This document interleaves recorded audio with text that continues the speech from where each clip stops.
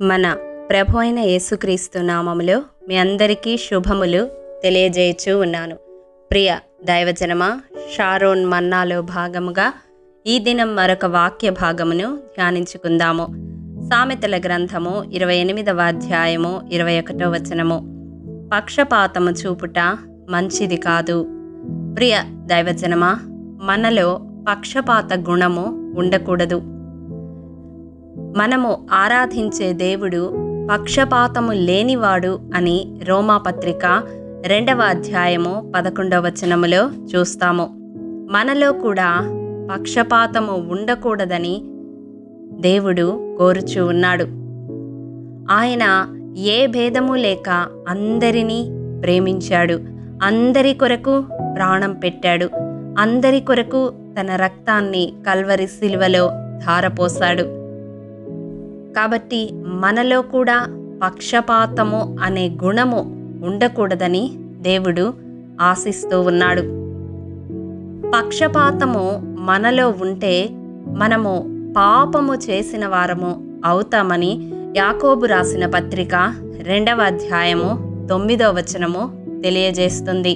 మరి ఒకవేళ బహిరంగముగా పక్షపాతము చూపించక రహస్యముగా హృదయములో పక్షపాతాన్ని మనము చూపిస్తూ ఉంటే దేవుడు నిశ్చయముగా మనలను గద్దిస్తాడని యోబు రాసిన గ్రంథము 23వ అధ్యాయము 10వ వచనములో చూస్తాము. చాలామంది బహిరంగముగా అందరినీ సమానముగా చూస్తున్నట్టు ప్రవర్తిస్తారు, కానీ హృదయపు లోతుల్లో పక్షపాత బుద్ధిని కలిగి ఉంటారు.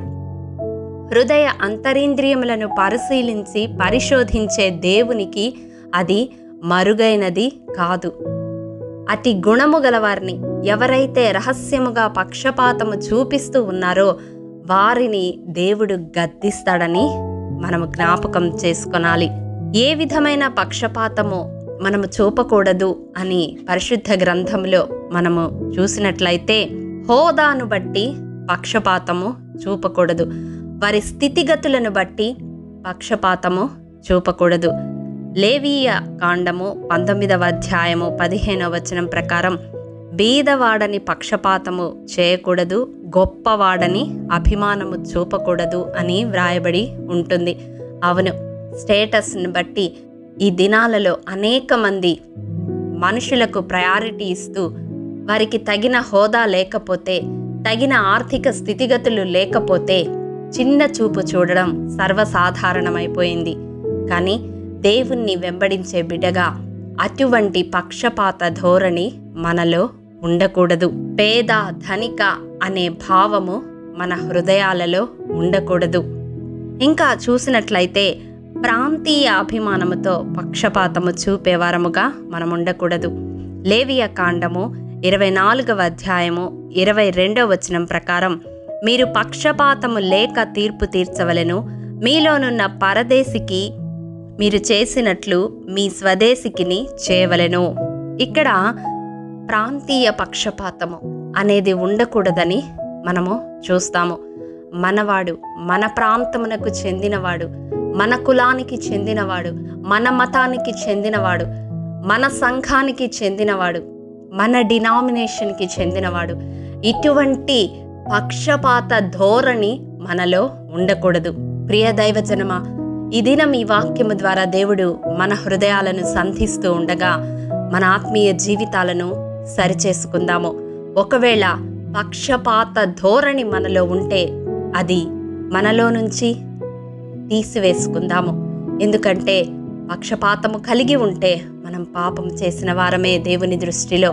కాబట్టి ప్రియ సహోదరుడా, సహోదరి, బహిరంగముగా కానీ రహస్యము కానీ అంతరంగములో కానీ ఈ పక్షపాతము చూపే గుణము ఉండి ఉంటే ప్రభు ఈ దినం మాట్లాడుతూ ఉండగా విడిచిపెట్టి మనల్ని మనము దేవుని ఎదుట సరిచేసుకొని నిందారహితులుగా ఉండడానికి అభ్యాసము చేసుకుందాము. అతి కృప దేవాది దేవుడు మనందరికీ అనుగ్రహించునుగాక. ఆమేన్. మమ్మల్ని మిక్కిలిగా ప్రేమించిన మా ప్రియ పరలోకపు తండ్రి, నీ పరిశుద్ధ పాదములకు వందనములు. దేవా, విత్తబడిన వాక్యమును ప్రతి హృదయములో నూరంతలుగా ఫలింపచేయండి. మా జీవితాలలో పక్షపాతము అనే గుణము ఎవరమైనా కలిగి ఉంటే ఆ చేదైన వేరును మాలో నుండి తీసివేసి ప్రభువా నీ దృష్టిలో నిందారహితులముగా ఉండే కృపను అనుగ్రహించమని యేసతి పరిశుద్ధ నామం పేరిట అడిగి పొందుకొని ఉన్నాము తండ్రి. ఆమేన్. ప్రియ దైవజనమా, అనుదినము షారోన్ మన్నా ద్వారా అడగబడుచున్న నెంబర్ ఇన్ బైబిల్ క్విజ్ ప్రశ్నలకు సమాధానములు ప్రతి నెల మొదటి వారము కామెంట్ బాక్స్లో పోస్ట్ చేయబడతాయి. కాబట్టి గమనించి మీకు తెలియని ప్రశ్నలకు సమాధానములు తెలుసుకొనగలరని ప్రభు పేరట మనవి చేయుచూ ఉన్నాము. ప్రియ దైవజనమా, ఈ దినం నెంబర్ ఇన్ బైబిల్ క్విజ్ ప్రశ్న: 300 మందితో కలిసి గిద్యోను ఎవరిని జయించెను? మీ సమాధానం మాకు తెలియజేస్తారు కదూ. ప్రభు కృప మనందరికీ తోడైండునుగాక. ఆమేన్. ప్రియ దైవజనమా, ఈ దినము జన్మదినము, వివాహ దినము జరుపుకుంటున్న వారికి షారోన్ గ్రూప్ తరపున హృదయపూర్వక శుభాకాంక్షలు తెలియజేయుచూ ఉన్నాము. దేవుడు శ్రేయస్కరమైన ఆశీర్వాదములతో ఈ సంవత్సరాది నుండి సంవత్సరాంతము వరకు మిమ్ములను నింపాలని ప్రార్థిస్తూ ఉన్నాము. ఆమేన్.